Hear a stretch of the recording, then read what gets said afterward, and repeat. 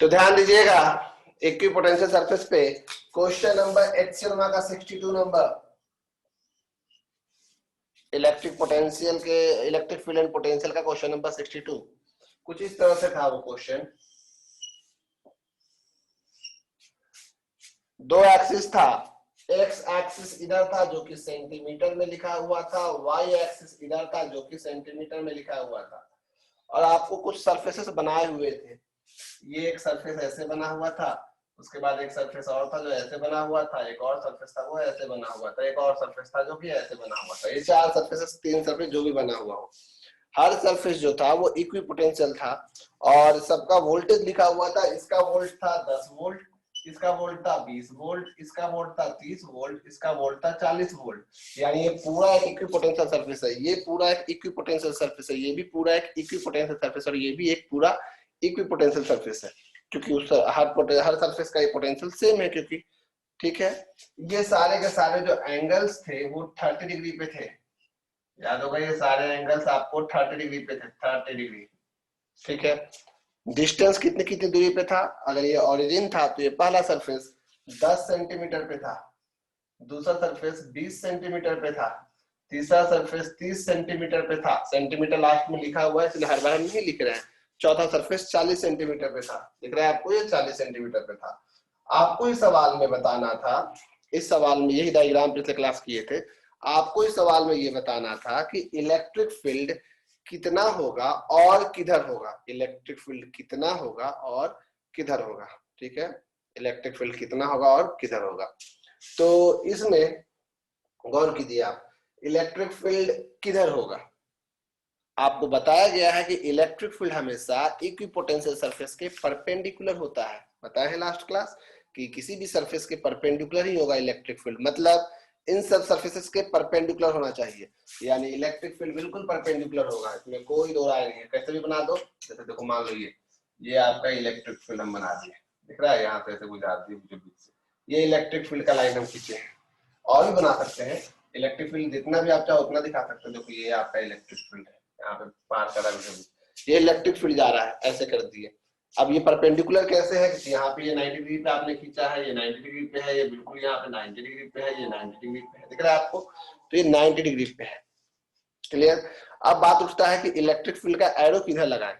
Electric field surface पे 90 पे होना चाहिए, इसलिए ये दो लाइन खींच के दिखाएं, और भी बना सकते हैं हम। ठीक है, इलेक्ट्रिक फील्ड का डायरेक्शन किधर होना चाहिए, यानी एरो हम ऊपर की ओर लगाएं इस तरह से, या एरो हम नीचे की ओर लगाएं इस तरह से। कोई एक एरो गलत है, कोई एक एरो सही है, तो आप बोलिएगा कि देखिए आपने बताया है कि इलेक्ट्रिक फील्ड जिस डायरेक्शन में होता है उस डायरेक्शन में पोटेंशियल डिक्रीज करता है। इलेक्ट्रिक फील्ड जिस डायरेक्शन में होता है उस डायरेक्शन में पोटेंशियल डिक्रीज करता है। उस हिसाब से पोटेंशियल आपका 40 30 20 10 इधर घट रहा है, 40 30 20 10 पोटेंशियल इधर डिक्रीज कर रहा है, इसलिए आपका इलेक्ट्रिक फील्ड इसी डायरेक्शन में होगा। इसका मतलब ये वाला डायरेक्शन सही है इलेक्ट्रिक फील्ड का, इलेक्ट्रिक फील्ड इधर है, तो डायरेक्शन तो पहचानना आसान हो गया। आपको एक सवाल दिए थे हम, बहुत ध्यान से याद होगा, वो हम इसमें भी भेज दिए हैं, जो डीपीपी भेजे उसमें भी हम भेजे हैं सवाल, जो एनसीईआरटी का एग्जांपल है जिसमें कि आपको पोटेंशियल डिफरेंस का साइन बताना था, ये सब बताना था, वो आप हमसे दोबारा पूछे नहीं है कोई भी अभी तक, या बोले नहीं है। इसका मतलब कि आप लोग को वो समझ में आ गया है। अब कुछ घटिया लोग तो पढ़ते ही नहीं होंगे, उन कुछ को तुम कुछ कहेंगे ही नहीं। आज कई लोग मीटिंग में जुड़ भी नहीं पा रहे, 10-5 लोग तो ऐसे होंगे जो इनके चलते नहीं जुड़ेंगे, वो आज मांगे हमसे वीडियो, हमको देते हैं, आज अपलोड करते हैं वीडियो। ऐसा बोलते हैं लेकिन जाते ही अपलोड कर देते हैं, कहीं कोई ना कोई बहाना देते ही हो तुम लोग। तो ये देखो इलेक्ट्रिक फील्ड का वैल्यू कितना निकलेगा, तो फॉर्मूला सुनिएगा, since dv is equal to minus E dot D R. ये फॉर्मूला आपने सुना है, dv is equal to minus E dot D R. D R मतलब होता है डिस्प्लेसमेंट, ठीक है, ई मतलब होता है इलेक्ट्रिक फील्ड, dv मतलब होता है चेंज इन पोटेंशियल। dv का मतलब हो गया final potential minus initial potential minus E dot D are. अब कोई दो सरफेस चुनो, दो सरफेस चुनो ताकि एक इनिशियल कहलाए एक फाइनल कहलाए। आप ये दो सरफेस भी चुन सकते हैं, ये दो भी चुन सकते हैं, ये और ये शुरू और लास्ट वाला भी चुन सकते हैं, कोई भी दो चुन सकते हैं। हम ये वाला सरफेस चुन रहे थे, ये वाला, एक ये सरफेस और एक ये सरफेस, दिख रहा है आपको ये वाला। ये सरफेस है 20 वोल्ट का, ये सरफेस है 10 वोल्ट का, तो आपका इलेक्ट्रिक फील्ड कभी ना कभी 20 से 10 की ओर गया है, इलेक्ट्रिक फील्ड कभी ना कभी 20 से 10 की ओर गया है, ये वाला हम चुन रहे हैं।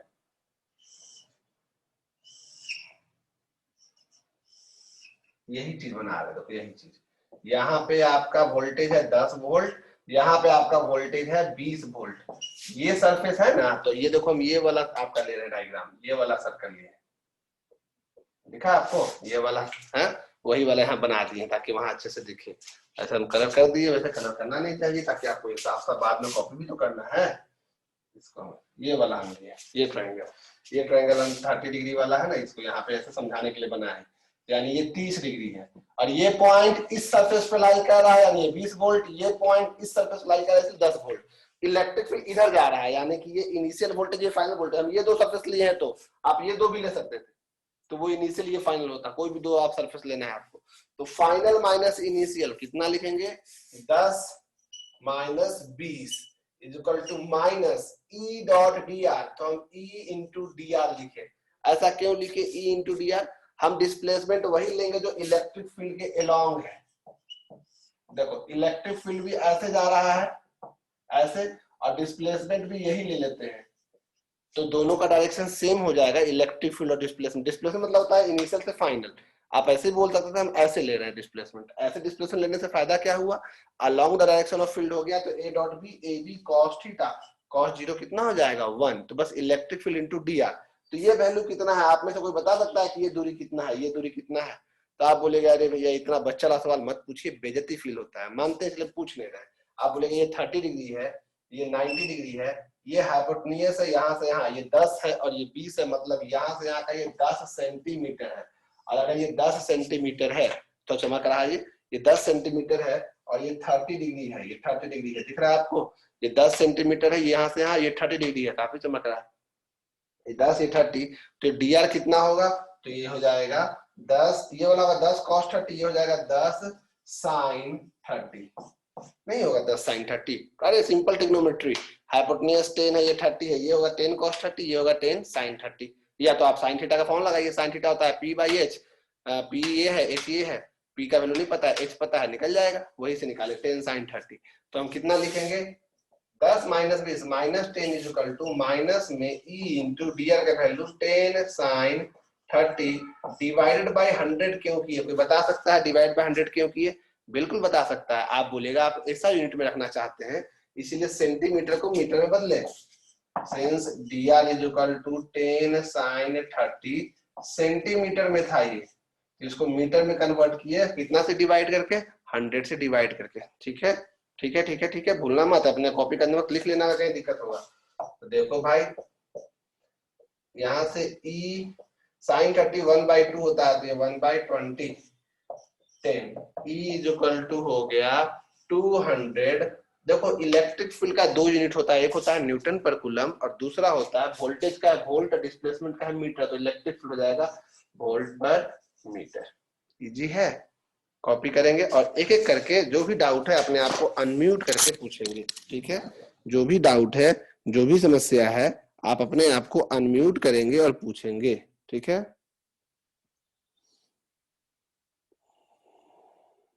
ये देखिए आपको हम अनम्यूट करने का ऑप्शन दे दिए। संडे का क्लास हम हर समय मॉर्निंग लेंगे, हम भी उठ के आते हैं, तो आप मेहनत दिखाइए कि बोर्ड के प्रति आपको कोई प्रेम है। कोई प्रेम ही नहीं है बोर्ड के प्रति? भैया हाँ कौशल भैया वो cos जीरो कैसे हुआ वो बता दीजिए एक बार। देखो ई डॉट डी आर मतलब इलेक्ट्रिक फील्ड और डिस्प्लेसमेंट के बीच का एंगल। इलेक्ट्रिक फील्ड ऐसे जा रहा है और डिस्प्लेसमेंट भी हम यहाँ से यहाँ का ले रहे हैं, तो ये डिस्प्लेसमेंट भी यही ना लाइन हुआ, यही दूरी ना लिए, तो हम इसीलिए दोनों के बीच का एंगल 0 हो गया। इस सरफेस से इस सरफेस का डिस्प्लेसमेंट ले रहे हैं, कोई चाहता तो डिस्प्लेसमेंट यहाँ से यहाँ बोलता तो उसको बीच का एंगल कंसीडर करना पड़ता है, A dot B A B cos theta पे। हाँ कौन कुछ बोलना चाह रहे हैं और बोलिए, हम इसका फोटो भी भेज दे रहे हैं, कोई भी बोल सकते हैं, ना हैंड रेज करना है ना कुछ करना है। मेघा कुछ बोलना चाह रही है, मेघा भैया देख रहे हैं मैं नेटवर्क 5 मिनट से अच्छा रिकॉर्ड तो हम कर ही दे रहे हैं। मेघा का नेटवर्क खराब है एकदम, बिल्कुल ब्लैंक आ रहा है उसका नेटवर्क। आज हम गौर किए, मेरे घर पे सुबह सुबह नेटवर्क बहुत औसम रहता था, सो आज हम वहां चेक किए ऐसे ही। क्लास तो हम नहीं लेने वाले थे कि बोर्ड वोर्ड हम हटा दिए, एकदम मेरा मूड खराब हो गया था लास्ट ही दिन, जिस दिन मॉर्निंग में पैड से क्लास रहे थे, उसी दिन गुस्सा आ गया, बोले कुछ हो जाए एक्सट्रीम कंडीशन पे ही वहीं से क्लास लेंगे, दवाई हम नहीं लेंगे। तो आज भी देखे तो नेटवर्क एकदम खराब था, यहाँ पे नेटवर्क एकदम अच्छा है, कोई समस्या नहीं है हमको। हाँ, ग्रुप में इसका फोटो भेज दे रहे हैं वैसे। नेक्स्ट क्वेश्चन, हम सेल्फी मोड ऑन हो गया, देखते हो सुबह सुबह अपना मुंह देखना पड़ रहा, तुम लोग देखो हम क्या है देखे।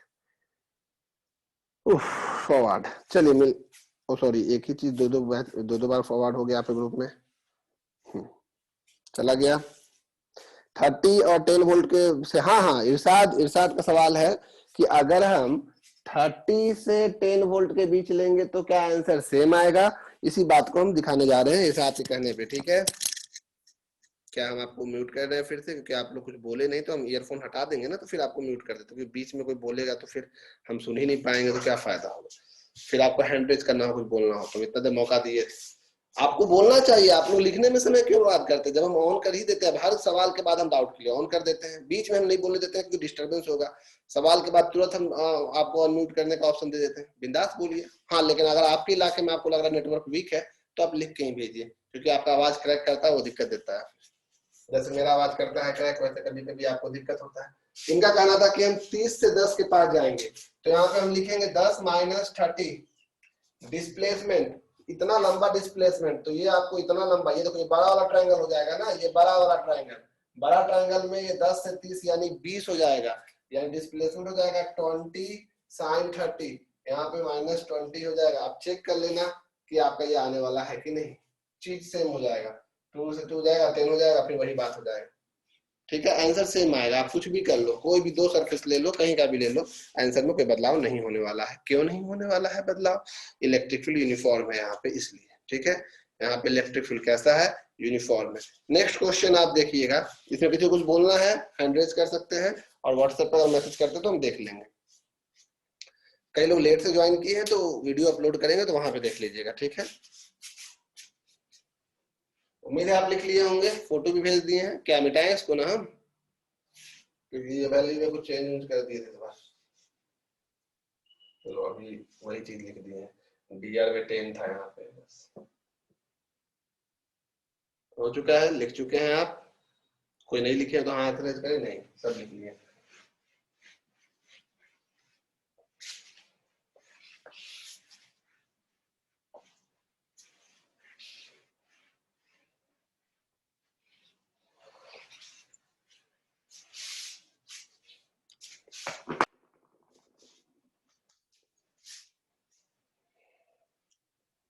हो गया, लिख लिए। नेक्स्ट क्वेश्चन है आपका क्वेश्चन नंबर पार्ट 62 का बी। यही दो इंपॉर्टेंट सवाल है, बोले ना यही दो महत्वपूर्ण सवाल होता है, जो स्कूल में भी आपके यही दो हुआ होगा मेरे ख्याल से, इसमें से कोई एक जरूर हुआ होगा। और उसके बाद तो जो सवाल है सब सिंपल टाइप का आपका आ जाता है। 62 का बी और भी है, इसकी पोटेंशियल इतना ही सवाल नहीं है, लेकिन हम लोग को जो मेन अभी समझने के लिए करना वो इतना ही है।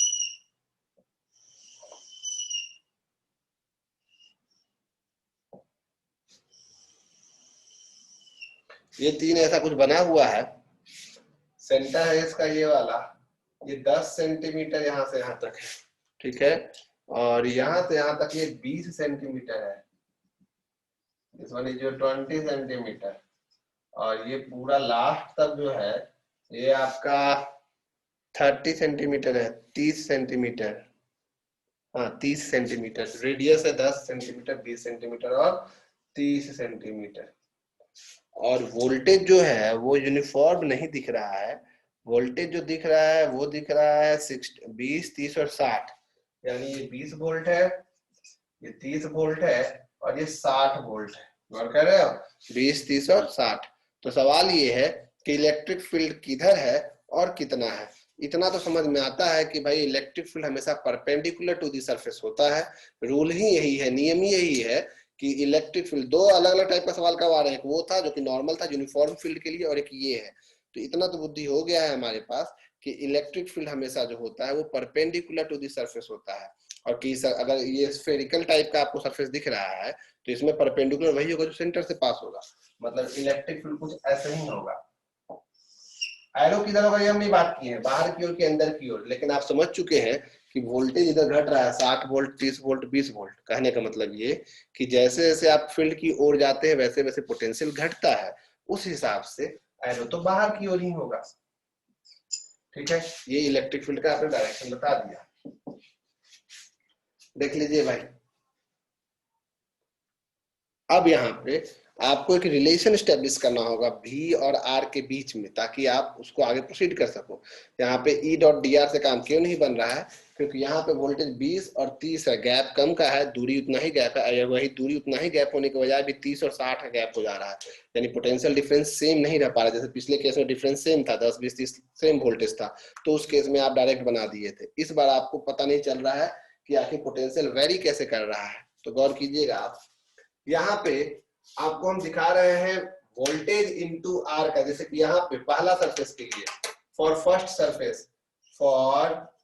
सरफेस, पहले सरफेस के लिए अगर आपसे हम पूछेंगे कि पोटेंशियल डिफरेंस और आर का प्रोडक्ट कितना है, तो आप गौर कीजिए, पोटेंशियल डिफरेंस पहला सरफेस का 60 वोल्ट है, इनटू में डिस्प्लेसमेंट 10 सेंटीमीटर है, तो ये हो जाएगा, बाई में 100 कर देते हैं, सेंटीमीटर को मीटर बदलने के लिए बाई में 100 कर देते हैं, 10/100, तो ये आपको आ जाएगा 6 वोल्ट मीटर।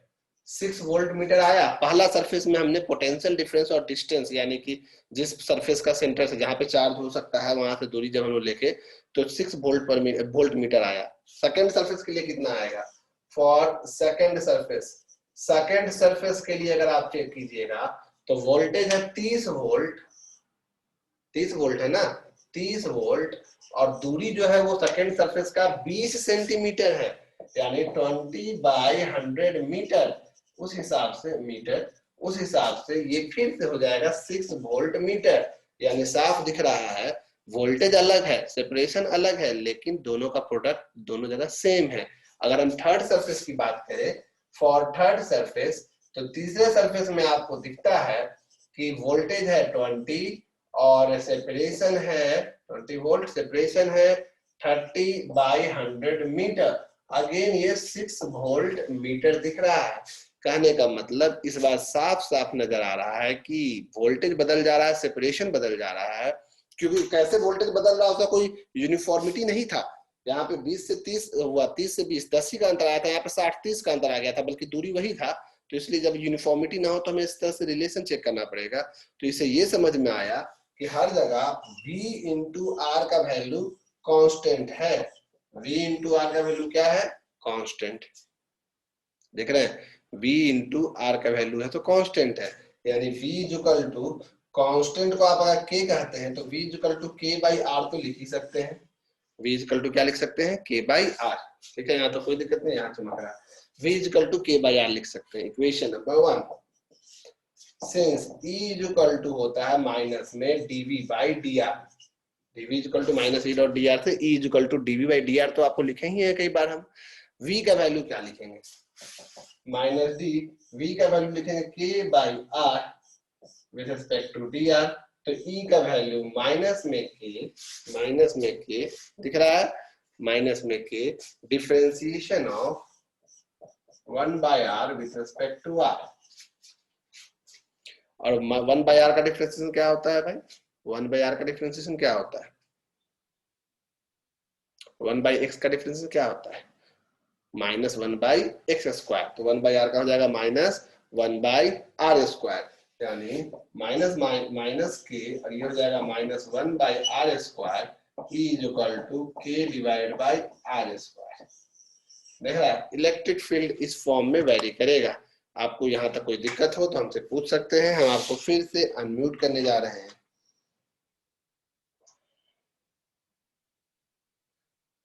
ठीक है ना, ध्यान दीजिएगा। K का वैल्यू कितना है वैसे, इस बार कांस्टेंट K का वैल्यू कितना है, हर जगह कांस्टेंट K का वैल्यू कितना है, 6 है।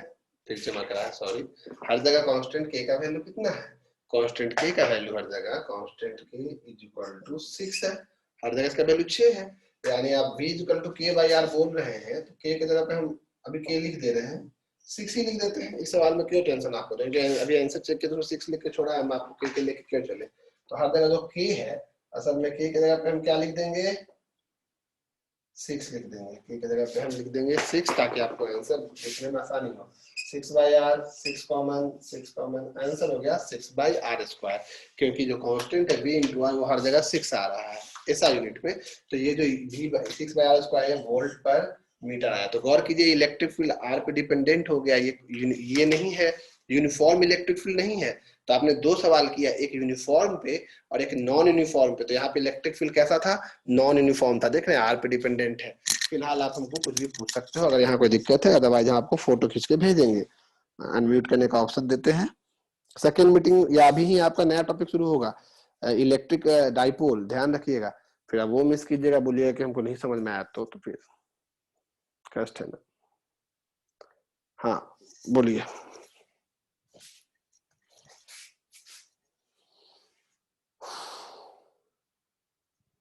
नींद में है सर, थका हुआ है, या आलस में है, या सही में समझ गया?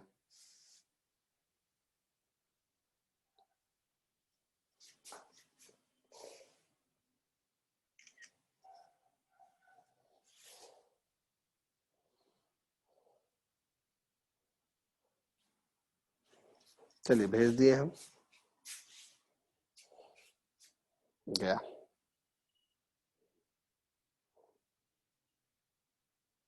भैया क्वेश्चन को 6 कैसे लिए हैं? क्योंकि हर बार वो मल्टीप्लाई करने पे 6 ही आ रहा है। वोल्टेज इंटू, इस केस के लिए हर बार वो 6 ही आ रहा है। वी इंटू आर हम बताना चाहते थे कि कांस्टेंट आ रहा है, लेकिन कांस्टेंट का वैल्यू कितना आ रहा है, हर बार 6 आ रहा है। तो 6 लेके ही आगे चले हम। 6/r, b equal to 6/r।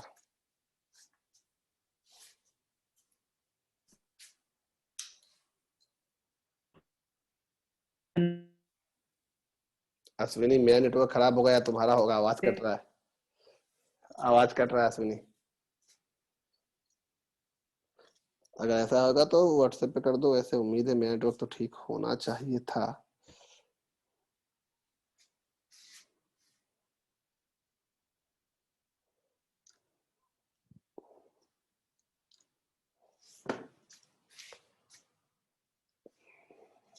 हो गया, ओके। चलिए आगे बढ़ते हैं। अश्विनी कुछ बोलना चाह रहा था, हम देख नहीं पाए हैं वो। व्हाट्सएप पे भी आपका कुछ नहीं आया है और आपकी आवाज मेरे तक पहुंच नहीं पाई, सॉरी उसके लिए। हेलो भैया। हाँ आगे आवाज बोलिए ना। हाँ भैया, ये मतलब बिना रिलेशन बनाए? बिना रिलेशन बनाए नहीं बनेगा, क्योंकि यहाँ पे इलेक्ट्रिक फील्ड यूनिफॉर्म नहीं है। यूनिफॉर्म इलेक्ट्रिक फील्ड रहता तो आप direct DV equal to E dot D R कर देते, उसमें आप ये मानते थे कि वहाँ इलेक्ट्रिक फील्ड कांस्टेंट है। लेकिन यहाँ पे आपको पता नहीं है, तो आप कैसे बनाइए? क्योंकि हर बार किस दो सरफेस का आप डीवी लीजिएगा, हर बार वो चेंज हो रहा है। तो वहां पे ई डॉट डी आर करने की भी आपको इलेक्ट्रिक फील्ड का वैल्यू बदल रहा है, उस केस में आप ऐसे बनाइएगा। ठीक है। ओके, हम म्यूट करें आप सबको, किसी को बोलना है? नहीं बोलना है। सुनिए आप ध्यान से, कि पोटेंशियल पे इतना अधिक आपको न्यूमेरिकल दिखेगा हर साल क्वेश्चन बैंक में, हमेशा 1 या 2 नंबर का, लेकिन दिखना ही दिखना है। अब जैसे कई बार सवाल क्या क्या पूछता है, ये आप समझ में आ गया आपको, 2 न्यूमेरिकल इक्विपोटेंशियल का अच्छा खासा। फोटो भी हम भेज दिए हैं और उम्मीद किए कि आप लिख भी लिए होंगे।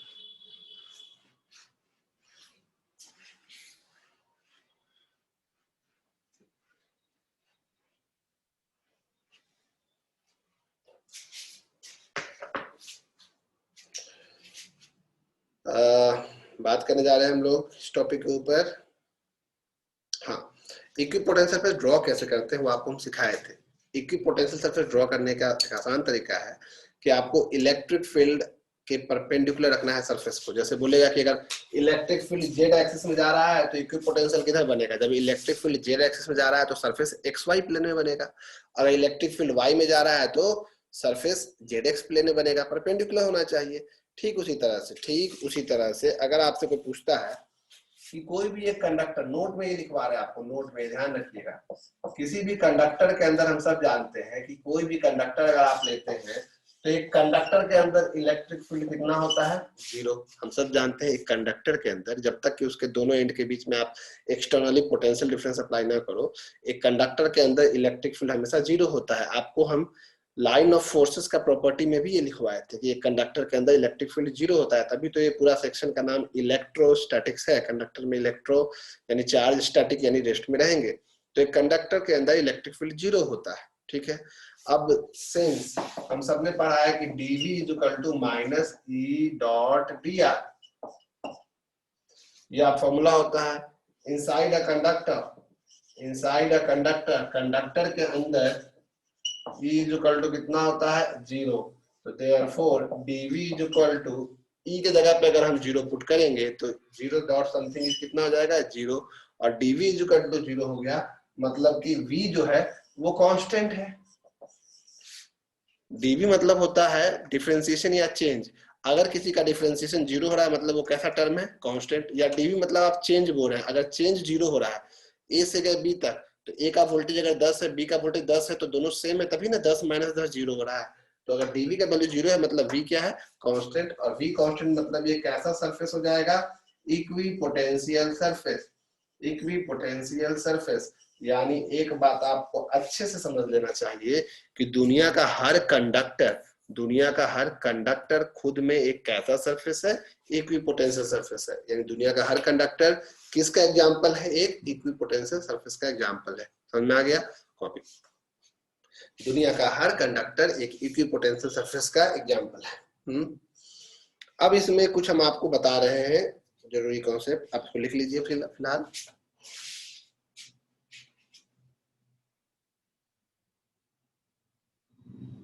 इरशाद कुछ लिख के भेजे फिर डिलीट कर दिए, हम देखते तब तक डिलीट हो चुका था। फिर से लिखो, हम समझा देंगे, पीछे का भी चीज होगा तो।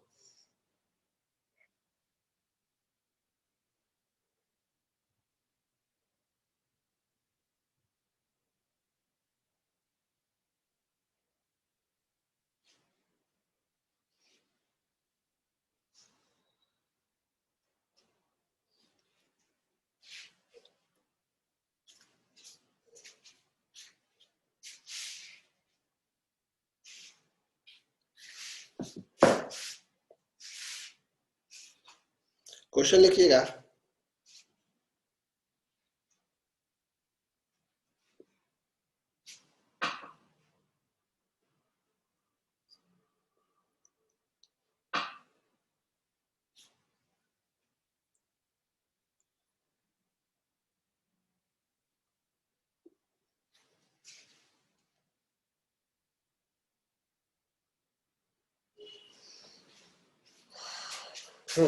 सुनिए, draw equipotential surface,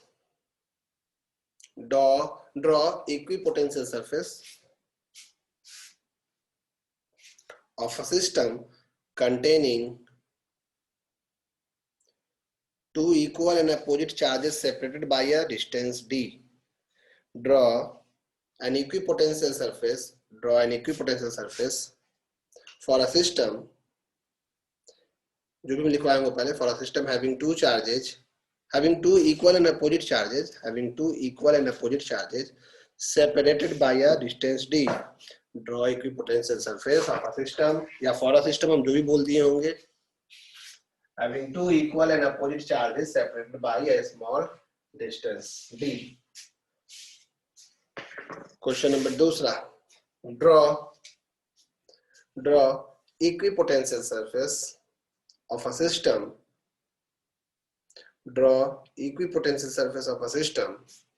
containing two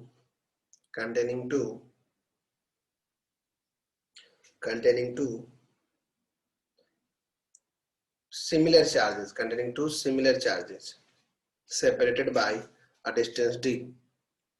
यानी आपको दो इक्विपोटेंशियल सरफेस बनाना है। ये दोनों हम क्वेश्चन भेज चुके हैं आंसर के साथ आपके ग्रुप में, वो जो पीडीएफ है। फिर भी हम इसलिए आपको होमवर्क में दे रहे हैं, बस हम बोल दे रहे कि ये पक्का आएगा। और में लिख लो, पहला एक और क्वेश्चन लिखो, draw equipotential surface of a